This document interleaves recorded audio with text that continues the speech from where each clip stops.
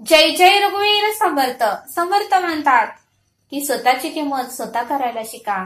स्वतःची किंमत स्वतः करायला शिका. आणि म्हणून समर्थ म्हणतात की धावपळीचं जग आहे. म्हणून समर्थ म्हणतात की आपण नेहमी धावपळ करतो आणि त्यामुळे आपण आपल्याकडे दुर्लक्ष करतो. आणि म्हणून समर्थ म्हणतात की स्वतःची किंमत स्वतः करा. म्हणून समर्थ म्हणतात की संसार आहे, प्रपंच आहे. आपल्याला रोजचे खर्च भागवण्यासाठी काहीतरी उद्योगधंदा आणि नोकरी ही सर्वांनाच करावी लागते. पण समर्थ म्हणतात की त्यातूनही आपल्याला आपल्यासाठी थोडासा वेळ काढून स्वतःची काळजी आपल्याला घेता आली पाहिजे, असं समर्थांनी आपल्याला इथे सांगितलं. समर्थ म्हणतात की पूर्ण दिवस मी म्हणत नाही की तुम्ही स्वतःचीच काळजी घ्या, पण दिवसभरातला एखादा तास तरी तुम्ही स्वतःसाठी काढा, असं समर्थांनी आपल्याला इथे सांगितलं. आणि म्हणून समर्थ म्हणतात की जे काही आपला उद्योगधंदा, नोकरी, जे काही आपली घरातली कामं, सर्व कामं करून त्यातूनही आपल्याला थोडाफार वेळ काढून स्वतःची काळजी करता आली पाहिजे, स्वतःची किंमत आपल्याला करता आली पाहिजे, असं समर्थांनी आपल्याला इथे सांगितलं. आणि म्हणून समर्थ म्हणतात की रोज आपलं आरोग्य उत्तम राहण्यासाठी आपल्याला थोडं तरी व्यायाम किंवा फिरायला जाता आलं पाहिजे. समर्थ म्हणतात की आजकाल बघा म्हटले आजार हे वाढत आहे. किती कमी वयामध्ये लोकांना शुगर होत आहे, बीपीचा त्रास होत आहे, थायरॉइड होत आहे. म्हणून समर्थ म्हणतात की हा त्रास कशामुळे होतोय?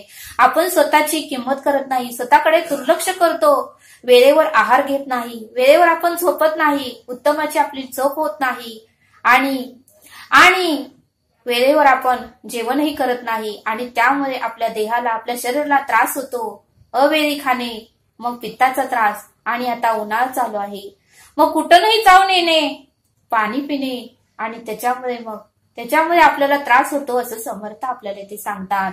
आणि म्हणून समर्थ म्हणतात की उत्तमाचा लाख मोलाचा आपल्याला देह मिळाला आहे, त्याची आपल्याला किंमत करता आली पाहिजे, त्याची आपल्याला काळजी घेता आली पाहिजे, असं समर्थांनी आपल्याला ते सांगितलं.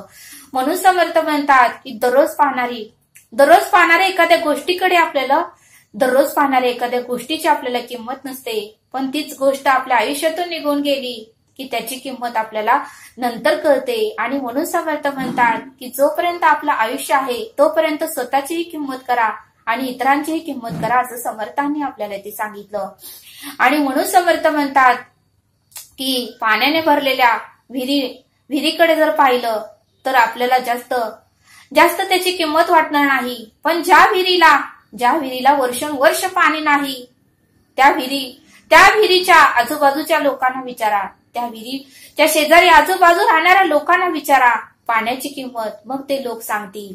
ज्या विहिरीला भरपूर पाणी आहे त्यावेळेस आपल्याला पाण्याची किंमत करणार नाही, पण जी विहीर कोरडीच आहे, ज्या विहिरीला कितीतरी वर्ष झालं पाणीच नाही, त्या व्यक्तींना पाण्याची किंमत विचारा, असं समर्थांनी आपल्याला ते सांगितलं. मग ती व्यक्ती सांगेल म्हणले. समर्थ म्हणतात की ज्यांची घरं नदीच्या किनारे आहेत त्या व्यक्तींना पाण्याची किंमत करणार नाही, पण ज्यांची घरं वाळवंटामध्ये आहेत त्या व्यक्तींना पाण्याची किंमत विचारा म्हणले. मग ती व्यक्ती पाण्याची किंमत सांगेल, असं समर्थांनी आपल्याला ते सांगितलं. आणि म्हणून समर्थ म्हणतात की लाख मोलाचा देह दिला आहे, 83,999 योनीतून आपल्याला मनुष्य जन्म मिळालेला आहे, पण जोपर्यंत आहे आपण तरुण तोपर्यंत सर्व काही बघून या, सर्व काही निसर्गरम्याचा आनंद घ्या, असं समर्थांनी आपल्याला ते सांगितलं. आणि म्हणून समर्थ म्हणतात की आपले पूर्ण शरीराचे अवयव आहेत म्हणून आपल्याला त्याची किंमत नाही, पण समर्थ म्हणतात की एखाद्या व्यक्तीला 2 हात नाही, 2 पाय नाही, त्याला 2 हाताची किंमत विचारा, त्याला 2 पायाची किंमत विचारा. समर्थ म्हणतात की 5 मिनिटं कल्पना करा की आपल्याला 2 हात नाही, त्यावेळेस बघा म्हणले समर्थ आपल्याला किती त्रास होईल. जेवताना त्रास होईल, काम करताना त्रास होईल, एखादं लिखाण करताना त्रास होईल, कारण हातानेच आपण सर्व काही काम करतो.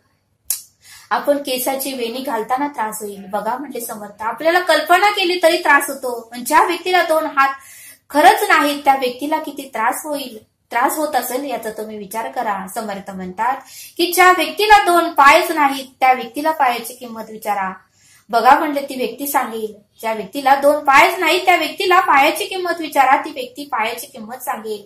पण आपल्याला 2 पाय आहेत तर त्याची किंमत आपल्याला नाही, म्हणून समर्थ म्हणतात 5 मिनिटं कल्पना करा की आपल्याला 2 पाय नाहीत, त्यावेळेस आपण चाललो असतो का? कुठं जायचं असेल तर आपल्याला किती त्रास झाला असता, असं समर्थांनी आपल्याला इथे सांगितलं. आणि म्हणून समर्थ म्हणतात की आपल्याला डोळे आहेत तर त्या डोळ्याची आपल्याला किंमत नाही, पण ज्या व्यक्तीला डोळे आहेत, ज्या व्यक्तीला डोळेच नाहीत त्या व्यक्तीला डोळ्याची किंमत विचारा. 5 मिनिटं समर्थ म्हणले डोळे झाकून आपण 1 किलोमीटर चालायचं. 5 मिनिटं डोळे झाकून एक थोडं तरी अंतर आपण चालायचं म्हणले समर्थ. आपल्याला काहीतरी दिसेल का म्हणले, लगेच आपण डोळे उघडू. पण ज्या व्यक्तीने आयुष्यभर अंधारातच काढले, ज्या व्यक्तीला डोळेच नाही जलमताच, त्या व्यक्तीला डोळ्याची किंमत विचारा म्हणले. ती व्यक्ती अंतःकरणातून त्याचं दुःख आपल्याला सांगेल असं समर्थांनी आपल्याला इथे सांगितलं. आणि म्हणून समर्थ म्हणतात की लाख मोलाचा आपला देह आहे, त्या देहाची आपल्याला काळजी करता आली पाहिजे, त्या देहाचा आपल्याला उत्तम अशी काळजी करता आली पाहिजे असं समर्थांनी आपल्याला इथे सांगितलं. आणि म्हणून समर्थ म्हणतात की जोपर्यंत आपल्याकडे एखादी वस्तू नसते म्हणले, जोपर्यंत आपल्याकडे एखादी वस्तू जर आपल्याला घ्यायची असेल आणि त्यासाठी आपल्याला कष्ट करावं लागतात, श्रम करावं लागतं, त्रास सहन करावा लागतो, वेदना सहन करावं लागतात आणि रात्रीचा दिवस दिवसाची रात्र करावी लागते. मग सगळं कष्ट केल्यानंतर आपण ती वस्तू खरेदी करतो, त्यावेळेस आपल्याला आनंद होतो, त्यावेळेस मात्र आपल्याला अंतःकरणातून आनंद होतो. पण जर तीच वस्तू आपल्याला न कष्ट करता, न त्रास सहन करता, न काही दुःख वेदना सहन करता एखादी जर वस्तू मिळाली तर त्या वस्तूची किंमत मात्र आपल्याला आयुष्यभर नसते. आणि म्हणून समर्थ म्हणतात की सहज एखादी वस्तू जर आपल्याला मिळाली तर त्याची किंमत कोणालाच नसते. म्हणून समर्थ म्हणतात की सहज एखादी वस्तू जर आपल्याला मिळाली तर त्याची किंमत कोणालाच नसते, पण खूप कष्ट करून, खूप त्रास सहन करून, खूप वेदना सहन करून जर एखादी वस्तू आपण खरेदी केली तरच त्याची किंमत आपल्याला कळते असं समर्थांनी आपल्याला इथे सांगितलं. आणि म्हणून समर्थ म्हणतात की जर एखाद्या व्यक्तीने आपल्याला सांगितलं की आपलं आयुष्य फक्त 8 दिवसाचंच आहे, एखाद्या व्यक्तीने आपल्याला सांगितलं की आपलं आयुष्य फक्त 8 दिवसाचंच आहे, मग बघा म्हणले आपण 8 दिवसच आपल्या आयुष्यात आहेत म्हणून आपण ते 8 दिवस किती उत्तमाचे घालवू, आपल्या ज्या काही इच्छा आहेत त्या आपण पूर्ण करू, कोणाला भेटायचं असेल तर भेटू, काय खायचं असेल तर खाऊन घेऊ, कुठं फिरायचं जायचं असेल तर जाऊन घेऊ, ईश्वराचं नामस्मरण करायचं असेल तर करून घेऊ. त्या 8 दिवसात आपण किती काही नियोजन आणि प्लॅनिंग करू. तसंच म्हणले समर्थ रोजचाही दिवस आपण तसंच आपल्याला घालवता आलं पाहिजे, तरच आपल्याला आनंद प्राप्त होईल असं समर्थांनी आपल्याला इथे सांगितलं.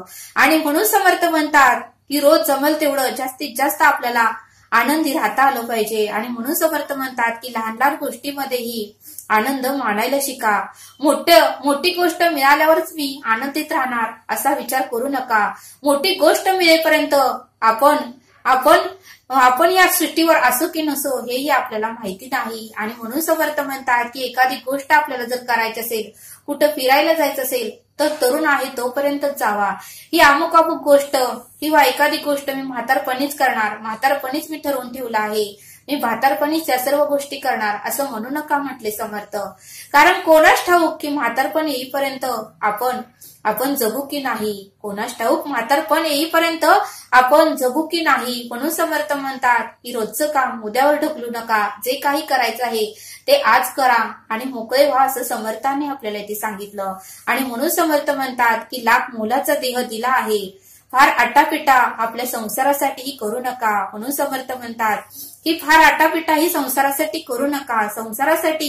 संसारासाठी सर्वांना पैसे लागतातच, करायचं आहे, पण इतकाही अट्टहास करू नका की स्वतःला आपण वेळ देणार नाही असं समर्थांनी आपल्याला ते सांगितलं. आणि म्हणून समर्थ म्हणतात की एखादी चप्पलची जोड जरी घेतली तर ती 2 वर्षांनी झिजणारच आहे. आणि आपलं आयुष्यही तसंच आहे, आपलं आयुष्यही हळूहळू झिजत चाललेलं आहे. हळूहळू आपल्याला गुडघ्याचा त्रास होणार आहे, डोळ्याचं मोतीबिंदू येणार आहे, आपल्याला हातानेही काही काम होणार नाही, काही ना काहीतरी व्याधी सुरूच राहणार आहे, आपल्या देहाची ही झीज हळूहळू होतच राहणार आहे. आणि म्हणून समर्थ म्हणतात की आपण जोपर्यंत घट्ट आहे, जोपर्यंत आपल्याला होतंय तोपर्यंत सर्व काही करायचं आहे ते तरुणपणीच करा.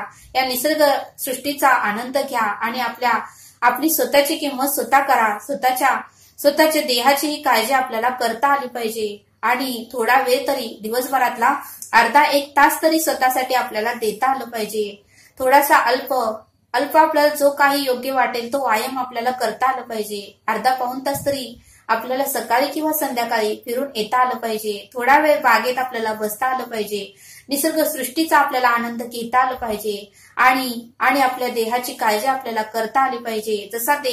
जसा परमेश्वराने आपल्याला जन्माला देह घातला आहे तसंच त्याला हा देह उत्तमरित्या आपल्याला द्यायचा आहे. आणि म्हणून समर्थ म्हणतात की ह्या देहाची काळजी तुम्ही स्वतःच घ्या, असं समर्थांनी आपल्याला इथे सांगितलं. तरी आता आपण येथेच थांबूया. धन्यवाद. जय सद्गुरू.